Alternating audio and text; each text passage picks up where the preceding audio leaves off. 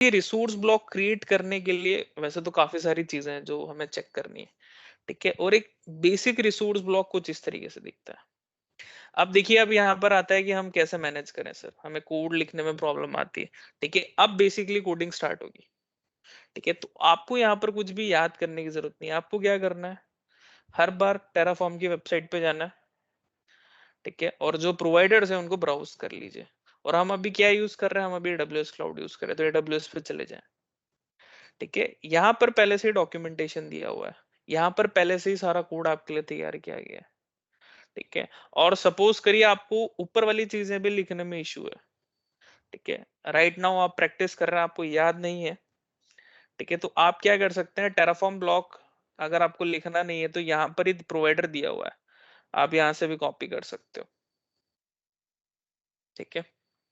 आप यहाँ से भी इसको कॉपी करें और चाहे तो पेस्ट कर ले, ये आपको फिर से सारी चीजें प्रोवाइड कर देगा, ठीक है। बस अब आपको यहाँ पर चेंजेस क्या करने होंगे, आपको चेंजेस करने हैं। अगर आपको कोई वर्जन कंस्ट्रेंट करना है, ठीक है, तो वो करना है तो आप यहाँ पर खुद से मैन्युअली करेंगे, अदरवाइज कोई इशू नहीं है, ठीक है। तो अब अपन यहाँ पर अपना सबसे इंपॉर्टेंट ब्लॉक लिखते हैं, रिसोर्स ब्लॉक्स,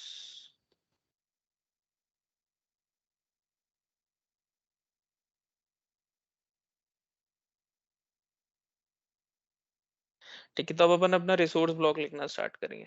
तो देखिए, आपको जो भी सर्विस क्रिएट करनी है उसके लिए पहले से यहाँ पर सारी चीजें दी गई है, ठीक है। अमेजोन पे जितने भी सर्विसेज है ना, उन सारे सर्विसेज के नाम यहाँ पर दिए गए हैं। तो आपको जो भी सर्विस लिखनी है वो आप यहाँ पर मेंशन कर सकते हैं। आपको एक S3 बकेट बनाना है, S3 बकेट के लिए यहाँ पर दिया गया है, ठीक है। आपको एक EC2 इंस्टेंस बनाना है तो आप यहाँ पे EC2 इंस्टेंस भी बना सकते हैं, यहाँ पर आपको EC2 भी मिल जाएगा। तो यहाँ पर आपको पहले से ही सारा डेटा दिया गया है, आपको केवल फाइंड आउट करना आना चाहिए कि आप कैसे फाइंड आउट कर सकते हो उस चीज को, ठीक है। तो आपको एक अच्छा कोडर होने की जरूरत नहीं है, आपको केवल ये पता होना चाहिए कि कहाँ पर क्या मिल रहा है, ठीक है। और उसको रेक्टिफाई करना आपको आना चाहिए, ठीक है। तो चलिए EC2 पे बात करते हैं। तो स्क्रॉल डाउन करिए और ये अपना EC2 रहा, ठीक है। अब EC2 के अंदर देखिए, यहाँ पर जितने भी सर्विसेज है ना, उनके अंदर दो चीजें हैं, एक है रिसोर्स, एक है डेटा सोर्स। यानी अगर आपको कभी भी कोई चीज नहीं क्रिएट करनी है तो आप हमेशा रिसोर्स से करेंगे। और अगर आपको कोई भी एग्जिस्टिंग रिसोर्स की इंफॉर्मेशन कलेक्ट करनी है, जैसे मान लीजिए मैंने एक वर्चुअल मशीन क्रिएट करी, अब मुझे उस वर्चुअल मशीन का आईपी गैदर करना है, तो अभी तो मुझे क्या करना पड़ता है, कंसोल पे जाके आईपी चेक करना पड़ता है। बट मैं चाहता हूँ टेराफॉर्म वो ऑटोमेटिकली मेरे लिए कैप्चर कर ले, ठीक है। तो अगर कोई एग्जिस्टिंग सर्विस है उस, या फिर न्यूली क्रिएटेड सर्विस है, उसका डेटा कैप्चर करना है, तो डेटा सोर्स है, ठीक है। तो ये आपके लिए इंफॉर्मेशन गैदर करते हुए चलेंगे। आगे अपन इस चीज को समझेंगे कैसे गैदर करेंगे, ठीक है। अभी अपन रिसोर्स पे काम करेंगे कि अपन कैसे रिसोर्स क्रिएट करेंगे। अब देखिए, AWS आप सबने पढ़ा है, आप सबको पता है AWS और VPC सर्विसेज इंटीग्रेटेड है ऑलमोस्ट, ठीक है। तो यहाँ पर आपको काफी सारी चीजें देखने के लिए मिल सकती है, ठीक है। अब इन्होंने हटा दिया है, चलिए बढ़िया है, ठीक है। तो यहाँ पर आपको EC2 रिलेटेड सारी सर्विसेज मिल जाएंगी, आपको जैसे भी बनाना है। तो अपन यहाँ पर क्या बनाना चाहते हैं, अपन यहाँ पर एक इंस्टेंस बनाना चाहते हैं, ठीक है। मैं एक वर्चुअल मशीन बनाना चाहता हूँ सबसे पहले। तो देखिए, यहाँ पर अपने पास AWS इंस्टेंस का एक ऑप्शन है, आप यहाँ पर क्लिक करें, ठीक है। और यहाँ पर आपके पास एग्जाम्पल आ जाएंगे, ठीक है। तो ये सबसे बेसिक एग्जाम्पल है हमारे पास जो यहाँ पर मेंशन किया गया है, ठीक है। अब एक्चुअली इन्होंने बेसिक एग्जाम्पल भी काफी ज्यादा लेंथी बना दिया है, ठीक है। बट अपन इसमें से एक बेसिक चीज कुछ बेसिक पार्ट के अंदर करेंगे। तो देखिए, अगर आपको केवल एक बेसिक सा रिसोर्स बनाना है ना, तो आप इस वाले पार्ट को कॉपी कर लें अभी के लिए, ठीक है। इसको कॉपी करें एक बार के लिए और अपने इस पैनल के अंदर पेस्ट कर दें। देखिए, इस कोड के अंदर कभी भी कुछ गलती होगी तो हमारा एडिटर हमें यहाँ पे बता देगा, ठीक है। तो ये हमारे पास एक कोड है, ये एक रिसोर्स ब्लॉक है गाइस। ये अपने पास प्रोवाइडर ब्लॉक था, ये अपना एक रिसोर्स ब्लॉक है। इसी ब्लॉक की वजह से हमारा रिसोर्स क्रिएट हो रहा है। अगर ये ब्लॉक नहीं होगा तो उस केस के तो हम कुछ भी नहीं बना पाएंगे। देखिए, ये दोनों चीजें तो केवल बेसिक टेराफॉर्म सेटअप कर रहा है कि आप कौन सा वर्जन यूज कर रहे हैं, ठीक है। और फिर आप जो भी प्रोवाइडर यूज कर रहे हैं उसके लिए कौन सा क्रेडेंशियल यूज कर रहे हैं, कि जिससे आपको उसके अंदर एक्सेस मिल जाए। बट आपको अब जो भी एक्शन परफॉर्म करना है, जितनी भी चीजें बिल्ड क्रिएट करनी है, वो सब इसी ब्लॉक के अंदर करनी है। ठीक है, तो ये ब्लॉक काफी ज्यादा इंपॉर्टेंट है। ठीक है, और इसी ब्लॉक के अंदर अपन काफी सारी चीजें बिल्ड करेंगे। अब देखिए, इस ब्लॉक को समझने के लिए सबसे पहले आप इसका आर्किटेक्चर समझ लीजिए। देखिए, AWS CLI की कमांड्स को समझने के लिए उसका आर्किटेक्चर पता होना चाहिए, कैसे लिखा जाता है। वैसे ही यहाँ पर इसका भी एक आर्किटेक्चर है, उसको समझता है। ये पूरा ब्लॉक कैसे लिखा गया है, तो देखिए।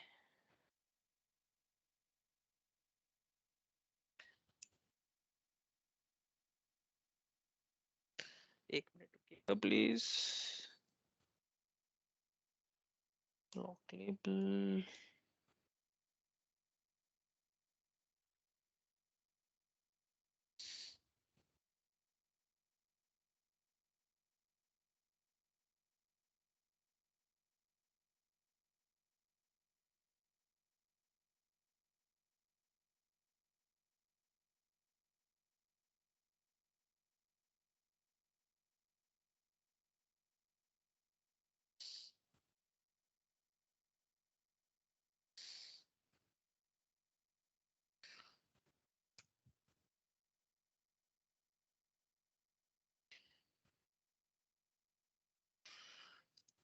इसको आर्गुमेंट भी बोला जाता है, जो कि बॉडी के अंदर लिखा जाता है।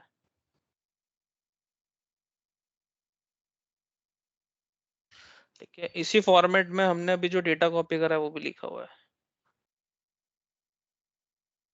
चलिए, इतने पार्ट कॉपी करते हैं, थोड़ा सा समझ में आया। ठीक है, तो चलिए अब जरा चेक करते हैं कौन सी चीज क्या है।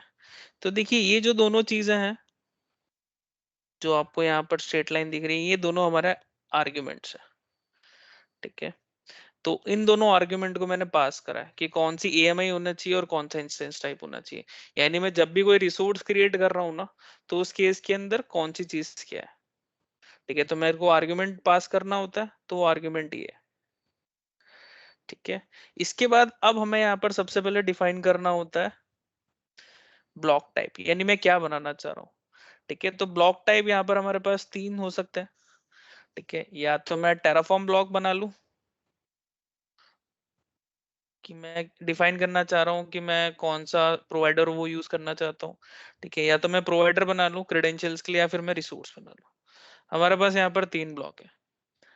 ठीक है, तो ब्लॉक टाइप तो हमारे पास यहाँ पर ये हो गया। अब इसके बाद तो हमने यहाँ पर कौन सा ब्लॉक टाइप लिया हुआ है, हमने यहाँ पर लिया हुआ है रिसोर्सेस। ठीक है, अब हमारा जो सेकंड ब्लॉक है, ये हमेशा हमारा रिसोर्स प्रोवाइडर होता है गाइस। सॉरी, रिसोर्स प्रोवाइडर नहीं है, हमेशा हमारा रिसोर्स टाइप होता है। हम किस टाइप का रिसोर्स बना रहे हैं। ठीक है, तो हम यहाँ पर क्या बना रहे हैं, अभी AWS इंस्टेंस बना रहे हैं। अगर मैं यहाँ पर कुछ और बना रहा होता, सपोज करिए जैसे मैं यहाँ पर VPC बना रहा होता, तो क्या होता है यहाँ पर हमारा टाइप AWS VPC, आप यहाँ पर देख सकते हैं। ठीक है, तो आप सेकंड ब्लॉक हमेशा आपका रिसोर्स टाइप होता है, कि आप किस टाइप का रिसोर्स बना रहे हैं। ठीक है, और इसी ब्लॉक को देखकर आइडेंटिफाई किया जाता है कि आप एक्चुअली में कौन सी सर्विस पे काम कर रहे हैं। ठीक है, तो आप लोग भी हमेशा इसी ब्लॉक को देखकर चेक करेंगे कि हाँ, मैं अभी कौन से टाइप पे काम कर रहा हूँ। ठीक है, तो अभी अपन क्या कर रहे हैं, अभी अपन AWS इंस्टेंस, ये एक रिसोर्स टाइप है टेराफॉर्म के अंदर, उसको अभी अपन यूज कर रहे हैं। ठीक है, और इसके बाद फाइनली अपने पास आता है यहाँ पर लोकल रिसोर्स नेम।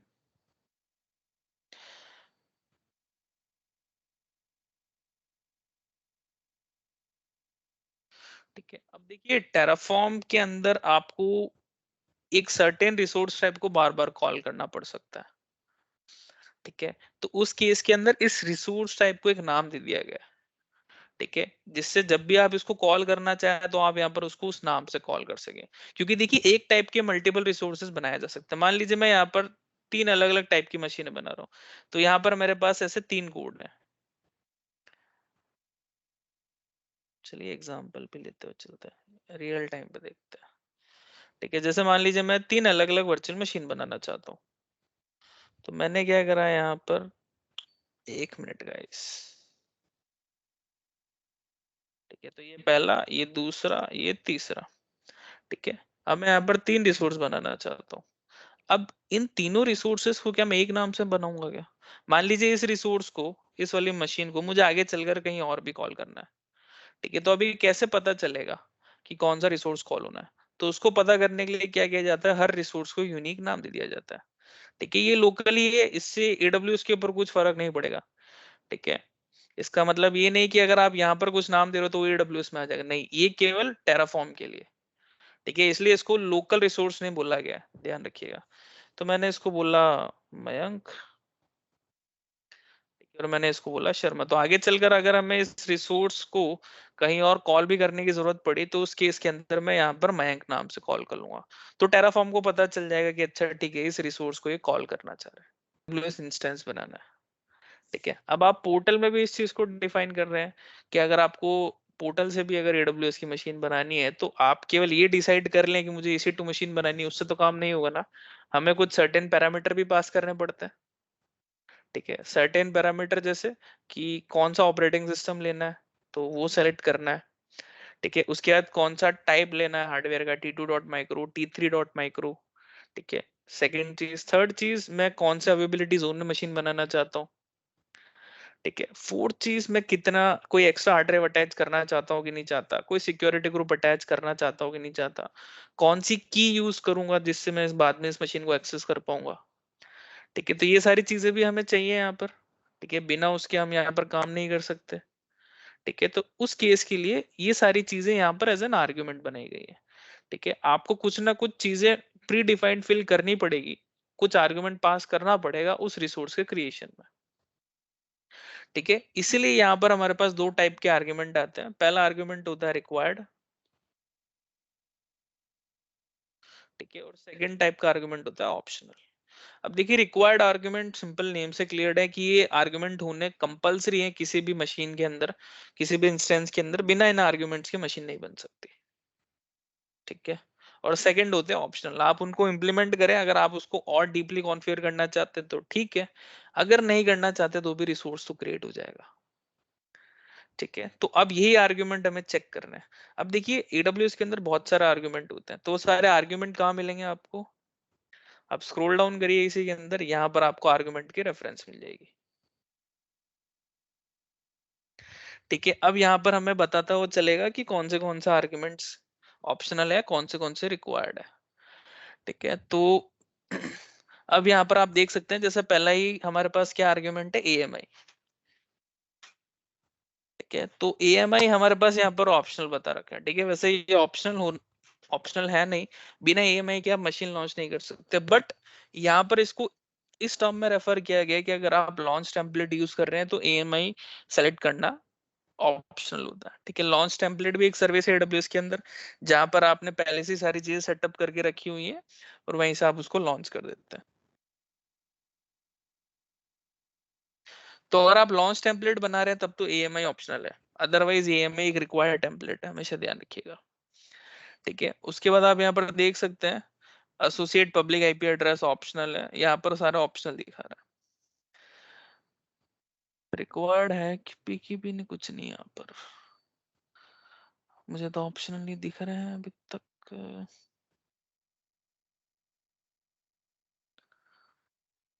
ठीक है, तो ठीक है, तो डॉक्यूमेंटेशन में रिपोर्ट इशू करेंगे अपन लोग। ठीक है, यहाँ पर सभी ऑप्शनल सर, दिखा रहा है हमें तो। इंडस्ट्री में क्या अपन लॉन्च टेम्पलेट से ही करते हैं क्या रेगुलरली? नहीं, डिपेंड करता है आप किस चीज के ऊपर काम कर रहे हैं। अच्छा। ठीक है, ऐसा जरूरी नहीं है। चलिए, ठीक है, तो यहाँ पर हमें कुछ बेसिक आर्गुमेंट हमेशा पिक करने होंगे। ठीक है, जैसे एएमआई लेना कंपलसरी है और दूसरा हमारा टाइप ऑफ इंस्टेंस लेना जरूरी है। ठीक है, तो मुझे टाइप तो दिख ही नहीं रहा है यहाँ पर इंस्टेंस का। इंस्टेंस टाइप,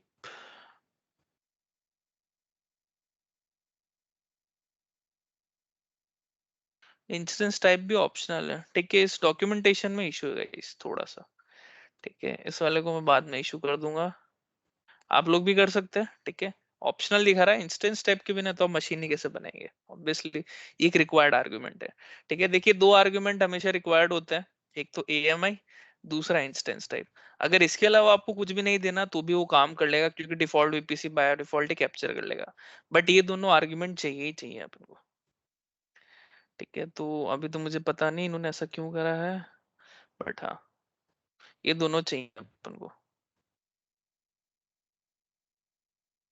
चलिए, यहाँ पर बाकी दो को रखते हैं ऐसे। ठीक है, ये दोनों आर्गुमेंट होना कंपलसरी है आपके पास, इस चीज को ध्यान रखें।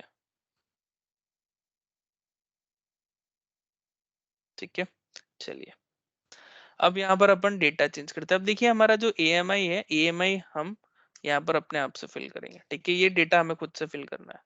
तो आप लोग अपने EC2 कंसोल पे जा सकते हैं और यहाँ से एएमआई सेलेक्ट कर सकते हैं। ठीक है, तो ये अपना एएमआई रहा है यहाँ पर, इसको कॉपी करते हैं और यहाँ पर हम हमारा एएमआई पेस्ट कर देते हैं। ठीक है, कि वैल्यू, सॉरी, कोई भी नंबर जब पास करें यहाँ पर, तो आप हमेशा उसको डबल कोट्स में लिख सकते हैं। ठीक है, और जो भी आप वैल्यू यहाँ पर लिख रहे हैं सब डबल कोट्स में आएगी, अनलेस वो कोई कॉलिंग सिंबल है। ठीक है, आप किसी और सर्विस को कॉल कर रहे हैं ना इसी सर्विस के अंदर, तब वो डबल कोट्स में नहीं आता। अदरवाइज बाकी सारी चीजें यहाँ पर डबल कोट्स में आएगी, ध्यान रखिएगा। जैसे जैसे आगे चलेंगे आपको क्लियर होता हो चलेगा। ठीक है, तो यहाँ पर अपन T2.micro बना रहे हैं क्योंकि फ्री टियर में वही अवेलेबल है। ठीक है, चलिए, तो एक काम करते हैं, पहले इसको हटा देते हैं वरना एरर थ्रो करेगा। क्लियर हुआ? चलिए, अब इसको रन करते हैं अपन लोग। तो रन करने से पहले मैं एक बार फोल्डर चेंज कर लूंगा इस, क्योंकि इसने एक्चुअली क्या करा है।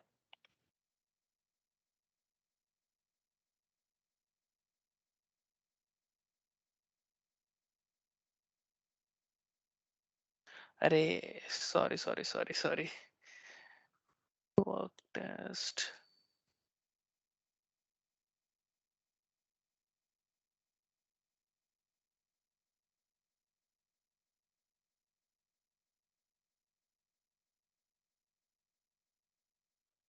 अरे हद हो गई यार।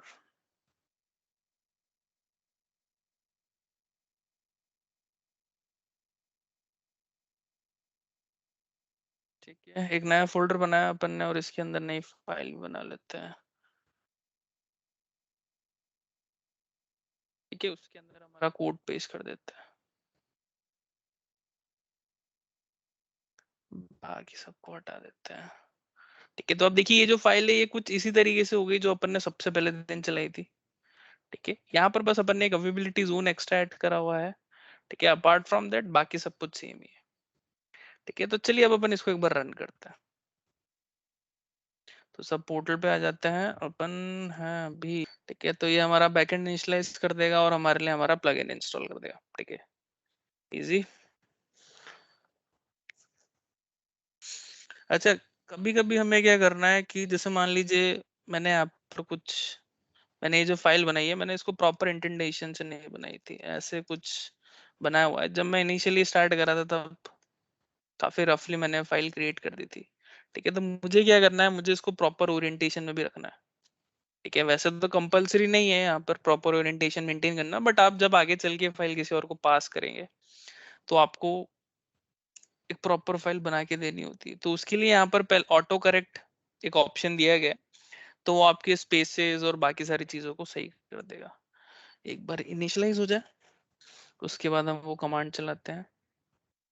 अब अपन रिसोर्स बिहेवियर के बारे में भी बात करेंगे। ठीक है, तो देखिए जब भी हम कोई भी टेराफॉर्म रिसोर्स बनाते हैं तो वो कुछ पर्टिकुलर बिहेवियर एग्जिबिट करता है। ठीक है, तो हमारे पास कौन से बिहेवियर है यहाँ पर, तो देखिए हमारे पास यहाँ पर टोटल 4 टाइप के बिहेवियर होते हैं। पहला होता है क्रिएट रिसोर्स। तो हमारे पास एक बिहेवियर आता है डिस्ट्रॉय रिसोर्स, या तो हम रिसोर्स क्रिएट कर सकते हैं या फिर डिस्ट्रॉय कर सकते हैं। ठीक है, दो सबसे बेसिक बिहेवियर है हमारे पास। तीसरा हमारे पास यहाँ पर जो बिहेवियर है वो है अपडेट इन प्लेस रिसोर्स। ठीक है, और जो चौथा हमारे पास यहाँ पर है वो है यहाँ पर डिस्ट्रॉय एंड रिक्रिएट। ठीक है, यहाँ पर हमारे पास 4 टाइप के बिहेवियर होता है। ठीक है, एक-एक करके सारे बिहेवियर को डिस्कस करते हैं। सबसे पहला है हमारे पास क्रिएट बिहेवियर, क्रिएट रिसोर्स। ठीक है, तो इस बिहेवियर के अकॉर्डिंग अपन एक रिसोर्स क्रिएट करेंगे अपने लिए, जो कि अपन अभी कर रहे हैं। ठीक है, डाउनलोड हो जाए उसके बाद करेंगे। इंटरनेट स्लो हो गया क्या?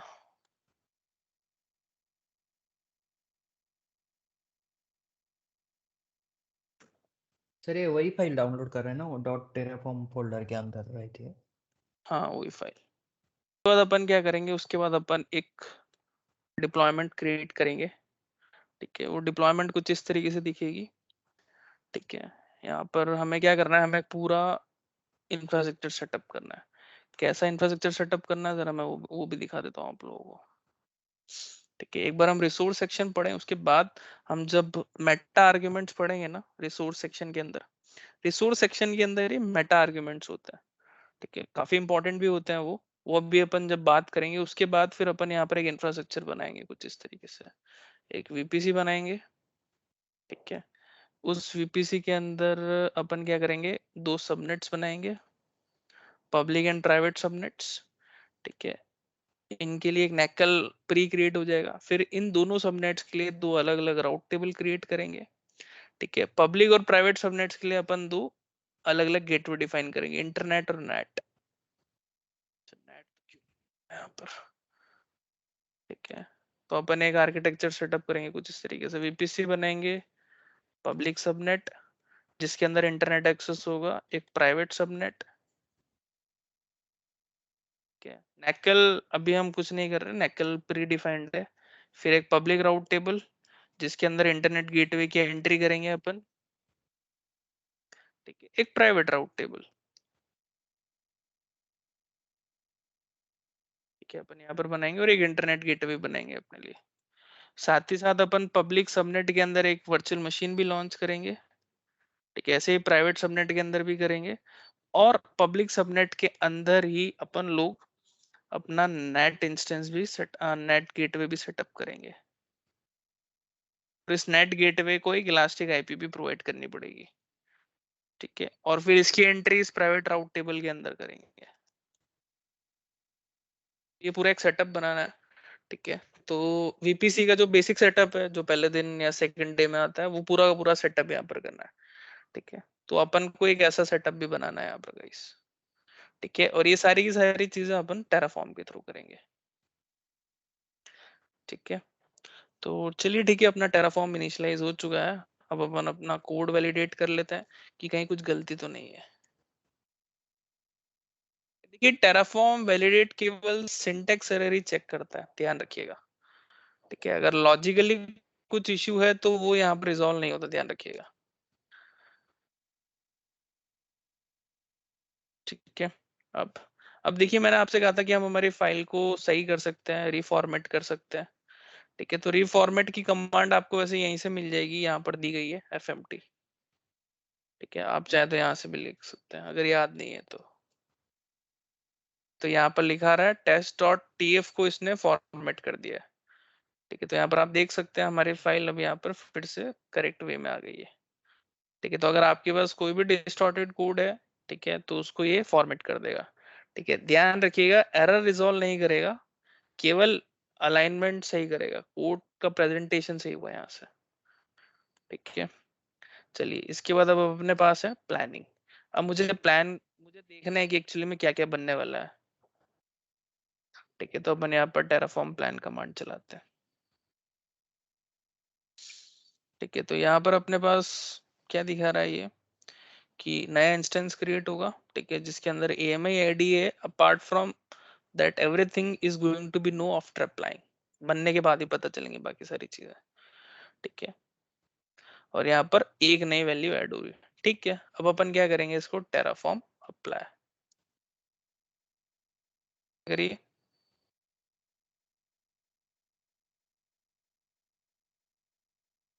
ठीक है, तो यहाँ पर अपन यस कर देंगे कि हाँ ठीक है, मुझे ये एक्शन परफॉर्म करवाना है, एंटर करिए।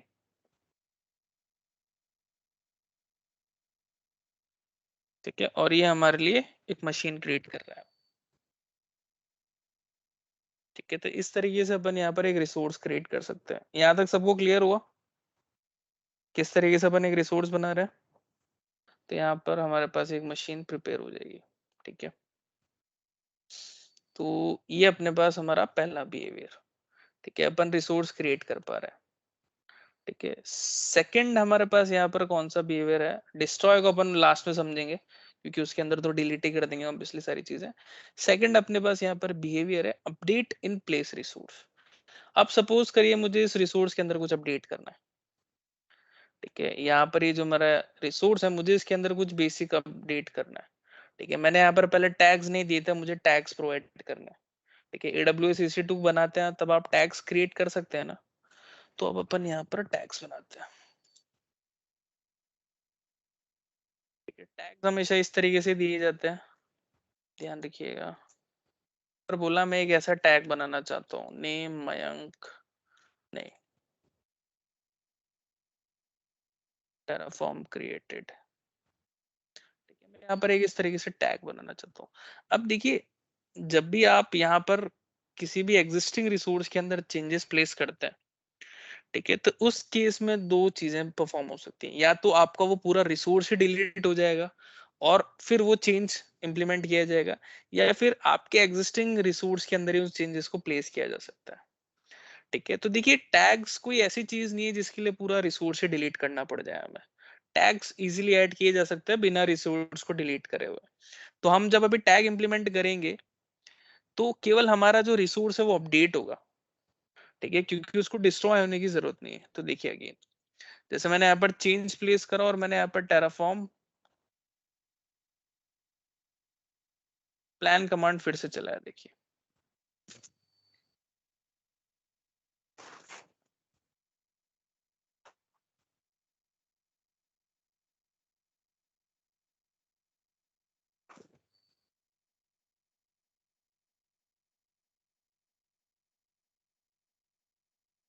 ठीक है, तो देखिए यहाँ पर क्या दिखा रहा है, 0 to add, कुछ भी नया ऐड नहीं करना, बट एक चेंज यहाँ पर हमें दिख रहा है। ठीक है, तो यहाँ पर अपने पास एक नया टैग आ गया और यहाँ पर कुछ भी डिस्ट्रॉय करने की जरूरत नहीं है। ठीक है, तो अपन यहाँ पर चेंज इंप्लीमेंट करेंगे। अब देखिए, अगर मैं टेराफॉर्म अप्लाई करता हूँ तो अगेन मुझे यस लिखना पड़ेगा, मुझे अभी यस नहीं लिखना है। ठीक है, मैं चाहता हूँ ऑटोमेटिकली यस हो जाए, तो मैं यहाँ पर ऑप्शन यूज कर सकता हूँ ऑटो अप्रूव का।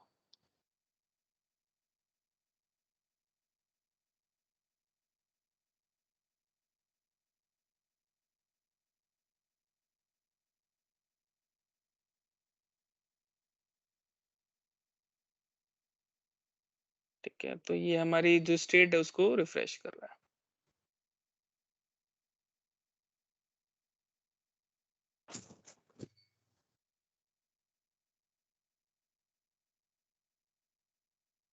ठीक है, अब जब तक ये इम्प्लीमेंट हो रहा है तब तक अपन आगे की बात करते हैं थोड़ी सी। अब देखिए, update in are in place resource अपन को समझ में आ गया।